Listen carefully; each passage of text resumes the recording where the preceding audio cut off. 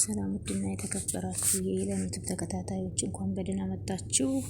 ምሳሌ ድራማን ክፍል 133ን ይዤላችሁ ከች ብያለሁ። እንግዲህ በብሩክና በመድብል ጥረት ማለት ነው ትትና አመልጣ ወደነ ብሩክ ቤት እንድትመጣ ተደርጓል ማለት ነው። እንግዲህ ዝና ደግሞ ያቀደውና ያሰበው ፍላጎቱ ሳይሳካለት ቀርቶ ከደላላው ጋር በመጨረሻው ጋር በባዶ ቀርተዋል።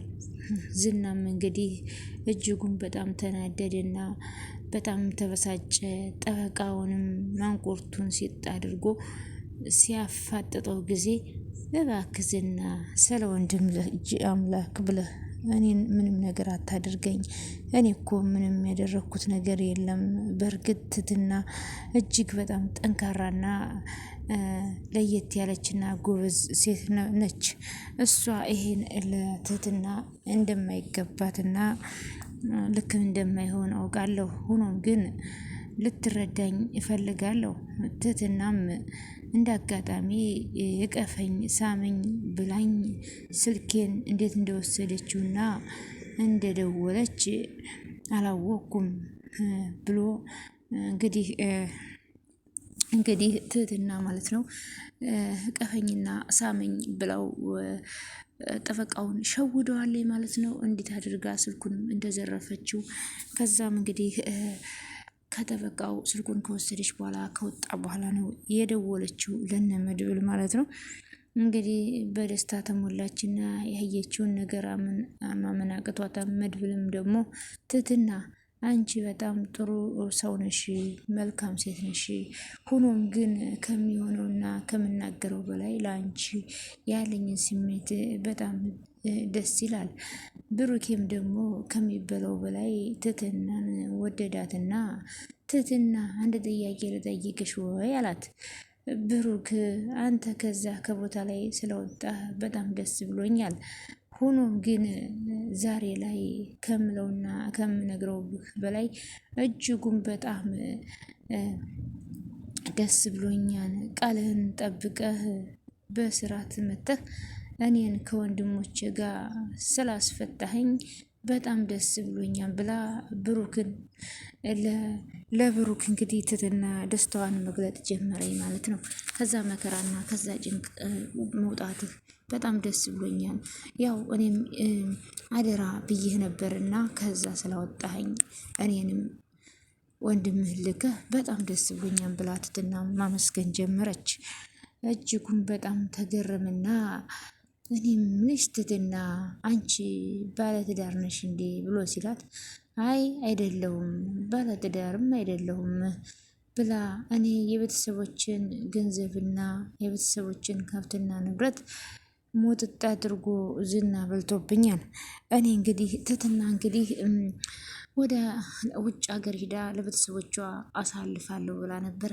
እንኳን ልታሳልፍላቸው አይደለም ያላቸውን ንብረትም እንግዲህ እየሸጡ ለሷ እንዲልኩላት አስደርጓን። ዝና ስለ ንብረት አታስቢ፣ የምታዩ መድብል አንቺን ወዶሻል፣ አብራችሁ ብትሆኑ በጣም ደስ ይለኛል እያለ ነገራት። ዳጣም ደግሞ ከአጠገቧ ሆና ስለ ዝና ታሪክ እያንዳንዱ ስታወራት አታስረጅኝ፣ ሁሉንም ነገር አውቃለሁ፣ ብዙ ተሰቃይቻለሁ፣ በጣም አደገኛና በከባድ ሰው ነው። ዝሮ ዝሮ ከዛ ቦታ አንቺ ማምለጥሽ ነው መታደል ነው። ስንት ሰው እየተሰቃየ ያለበት መሰለሽ። እውነቱን ስነግርሽ አንቺ ደግሞ በጣም ለየት ያልሽ ሴት ነሽ እያለ ማሞጋገስ ጀመረ። እንግዲህ ሰላም ውድ የተከበራችሁ የኢለን ተከታታዮች እጅግ በጣም ተወዳጅና በጉጉት ስንጠብቀው የነበረው የምሳሌ ድራማ እንደቀጠለ ይገኛል። ቻናሉን ላይክ፣ ሼር፣ ሰብስክራይብ እያደረጋችሁ ለምታበረታቱኝ አመሰግናለሁ። እንግዲህ ዳጣ ከትህትና ጋር ሆና ስለተፈጠረው ነገር እያንዳንዱ ነገር ስለሆነው ነገር ስለ ዝናና እንግዲህ ሲያወሩ በጣም እየተገረሙ ትህትናም እንግዲህ ዳጣ አንቺ ነፃነት የተሞላብሽ ሴት ትመስያለሽ፣ እና ምንድን ነው እኔ ጎዳና ላይ ነው ያደግኩት። አሁን ላይ ግን ቤተሰቦችን አግኝቼ ጽድት ያለ ህይወት እየኖርኩ ነው። አየሽ ለሁሉም ጊዜ አለው። እኔ ብዙ ተሰቃይቼ ነበረ። የጎዳና ልጅ ነበርኩ። ቤተሰቦችንም አላውቅም ነበር። ግን በሞገስ ምክንያት ቤተሰቦችንም አግኝቻለሁ። በጣም ደስተኛ ሆኛለሁ። አሁን ግን የተንደላቀቀ ኑሮ ነው የምኖረው ብላ እንግዲህ ዳጣ ለትትና እየነገረቻት ነው። ትትና ደግሞ ከቤቷ የወጣችው ወደ ውጭ ሀገር ሄዳ ወደ አረብ ሀገር ሄዳ ለቤተሰቦቿ ለማሳለፍ ነበር። ሆኖም ግን ዝና የሚባለው ጅብ ጋር ተገናኝታ አይደለም ለቤተሰቦቿ ልታሳልፍ የቤተሰቦቿን ንብረት በሙሉ ሽጦ ጨርሶ ከዛም ደግሞ ጭራሽ አልፎ ተርፎ ኩላሊቷንም ሽጦ ለመጠቀም ነበረ የፈለገው ንብረታቸውን ሲጨርስ። ያው እንግዲህ መድብል በጣም ጀግና ነውና ወንድሙን ከዛ መከራና ጭንቀት አውጥቶ ነበር። አሁን ደግሞ ትትናን አውጥቷታል ማለት ነው። በጣም ነው ደስ የሚለው ማለት ነው። እንግዲህ ለሁሉም ጊዜ አለው። አታስቢ፣ አትጨናነቂ፣ ይሄም ሁሉ ያልፋን ብላ ዳጣ ለትትና መምከር ጀመረች። እኔም ከዛ ሁሉ መከራ አልፌያለሁ። አንቺም ይሄ ሁሉ አልፎ ቤተሰቦችሽንም ትክሻቸዋለሽ፣ ቤተሰቦችሽንም ትለውጫቸዋለሽ። እንኳን አንቺ በህይወት ተረፍሽ እንጂ ብላ እንግዲህ ዳጣ ለትትና መምከር ጀመረች። ከዛ ትትናም ግን ይሄ ቤት እንዴት ነው መድበል የሚባለው ሰውዬ በጣም ጀግና ነው እያለች አለቻት። ከጀግናም በላይ ጀግና ነው። እጅግ በጣም ዋጋና መስዋዕትነት ከፍሎ ብሩኬን ካለበት ቦታ ዝናን ቅጥቅጥ አድርጎ ዛሬ ላይ ይሄውልሽ ከምታስቢው በላይ ወንድምና ወንድም ደስተኛ ሆነው እየኖሩ ነው። እኔም እኮ ወንድሞቼ ናቸው ብታይ ብዙ ዋጋና መስዋዕት ከፍለውልኛል እያለች አስረዳቻቸውና እሱስ ልክ ነሽ፣ የመጣውን ነገር መቀበል የመጣውን ነገር መሸኘት ግድ ይላልና እኔም እንግዲህ ከዛ ሁሉ መከራ ወጥቻለሁ ብላ ግን ትህትና ዝና ምን ሲያደርግሽ ኖረ ብላ ስትጠይቃት ዳጣ እያንዳንዱ ዝና የሰራትን ስራና ያሰቃያትን ስቃይ በሙሉ ለዳጣ እየነገረቻት ዳጣም በጣም አዘነችና በጣም ከፋት። በስተመጨረሻም እንግዲህ ያላት ፍላጎትና ምርጫ ወይኔ የዘንድሮ መከራማ እየተለየ ነው፣ እድሜ ልኬን በፈተናና በስቃይ የተሞላው ሴት ነኝ ብላ ለዳጣ መንገድ ጀመረች። የእናትና አባቴን ሀብትና ንብረት ጨርሼ መጥቼ ዛሬ ላይ ግን እንደምታየኝ የማንም ዱርዬ መጫወቻ መሆኔ ያሳዝናል አይደል? የማንም ለማኝ የማንም ዱርዬ መጫወቻ አትሆኝም። አንቺም የራስሽ ህይወት አምሮልሽ ደምቆልሽ ልትኖሪ ትችያለሽ። አሁን ላይ ግን እውነቱን የምነግርሽ ነገር ሁሌም ፈተና ህይወት አዙሪ ናት። መጨረሻ ላይ ከምን እንደሚደርሽ አታውቂም ብላ ዳጣም እንግዲህ ለትትና መንገድ ጀመረች። እኔ ምኞቴና አላማዬ አረብ ሀገር ሄጄ ቤተሰቦችን ካሉበት ችግር ላይ ለማውጣት ነበር። ያንንም ግን በጭራሽ አልተሳካልኝም። በጭራሽ ዳጣም ተስፋ አትቁረጭ፣ ምንም አንድ ቀን ያልፋል ያለቻት ከዛ ሁሉም ሲነጋገሩ እዚህ ቤት እንግዲህ ብሩኬን የመሰለ ጀግና ቅድስቴን የመሰለች ባለሙያ የሞላበት ቤት ነው ብላ ዳጣ ለትትና መንገድ ጀመረች። ከዛ ትትናም የዳጣን ወሬ እየሰማይ ምንም ቢሆን አታስቢ፣ የተፈጠረውን ነገር አብረን እንገፈተዋለን ተባባሉና ከዛ በኋላ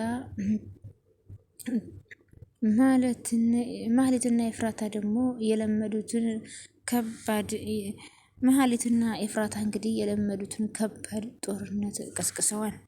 ማህሌትም እንግዲህ እዚህ ነው የምቀመጠው እያለች ስትል እኔ በጭራሽ እኔ በህይወት እያለሁ እኔ ጋር አትኖሪም፣ በጭራሽ አንቺ ከኔ ቤት አትኖሪም፣ ከኔ ቤት አትኖሪም እያለቻት ኤፍራታ እንግዲህ ማህሌትን አትፈልጋትም ከሷ ጋር እንድትኖር ማለት ነው።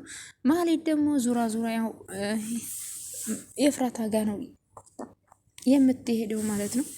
ኤፍራታ ግን አሁን ጠልታታለች።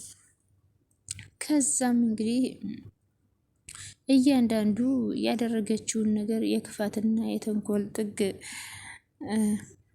ስለ ማህሌት እየነገሯት ሳለ ማህሌትም ከኤፍራታ ጋር አብሮ ለመኖሩ እየፈለገች ትገኛለች። ዝና አግቼ አሰቃያታለሁ፣ አዝቼ መከራዋን አበላታለሁኝ ያለው ሰው እንደ ቀላል ወደ ሜዳ ሲወድቅ በጣም ከባድና ያልጠበቀው ነገር ሁሉ እየተመላለሰበት ይገኛል ማለት ነው። የትሁት እቅድና የዓላማዋ ወደ ስደት ከተመለሰች በኋላ የራሷን ህይወትና አጣፍጣ መኖር ነበር የፈለገችው። ከዛ በዘለለ ቤተሰቦቿን መርዳት ነበር፣ ግን አልሆነም። ዝና እንደዚህ ተጫወተባት። እኔ ቤት ንግስት ላድርግሽ እያለ ቢለምናትም በፍጹም አልፈለገችውም፣ አላመነችውም ነበረ። ከዛ በተለየ ደግሞ ትህትና ተደላላው ዘንድ ቁጥር ተቀብላ ያንን ቁጥር ሴቭ አድርጋ ወደ መድብልና ወደ ዳጣ ነበር መደወል የፈለገችው። ከዛም እንግዲህ ቅድስትና ብሩኬ በስተመጨረሻ የሽምግልናውን ጉዳይ ተመካከሩበት። ቅድስትም እንግዲህ እጅግ በጣም ልቧ ስለተሰበረ በማህሌት ጋሽ እኔ በህይወቴ ከባድና ደስ የማይል ነገር እንዲደርስብኝ አልፈልግም። እስከ ዛሬ ብዙ መከራ አልፌያለሁ። እኔ አንተን ታግሻለሁ፣ ለአንተን ብዙ መስዋዕት ከፍያለሁ፣ ብዙ ነገሮችን አልፌያለሁ። ለምን ቤተሰቦችንም እንግዲህ በክብር ተድሬ ለቤተሰቦችም ማሳየት እፈልጋለሁ፣ ለቤተሰቦችም ሽማግሌ እንድትልክ እፈልጋለሁ ብላ በክብር ነው። ከዛ ብሩክም ደግሞ እኔም እኮ እስከ ዛሬ አንቺ ጋር እየኖርኩኝ እኔ እኮ አሁን ከመጣሁ በኋላ እንኳ እኔ አንድ ቤት እየኖርን እንግዲህ አንድ ቤት እየዋልን እያደርን እንግዲህ ወንድ እንደመሆኔ ያው አንቺ ጋር የሆነ ነገር አለማድረጌ እኮ ክብርሽን የጠበቅኩት ያው አንቺ ክብርሽን የጠበቅሽ ሴት ስለሆንሽ ነው። ብዙ ነገር ለኔ ብዙ ውለታና ብዙ ችግሮችን አሳልፈሻን በእኔ ምክንያት። ስለዚህ እኔ ያጠፍቶኝ አይደለም። ስለዚህ በክብር አገባሻለሁ፣ ሽማግሌ ምን እናትሽ ጋር ልካለሁ፣ ግን እናትሽ የሚቀበሉኝ ይመስልሻል ሲላት፣ አረ ችግር የለም ይቀበሉሃን ብላ ቅድስት ማውራት ጀመረኝ። እንግዲህ ብሩኬም እንግዲህ ሽማግሌ እንልካለን፣ እንጋባለን፣ ነገሮቹ ችግሮቹ ሁሉ ዝናን ወደ ወይኒ ቤት እንላክና እኔና አንቺ ደግሞ እንጋባለን እያሉ ማውራት ጀመሩ።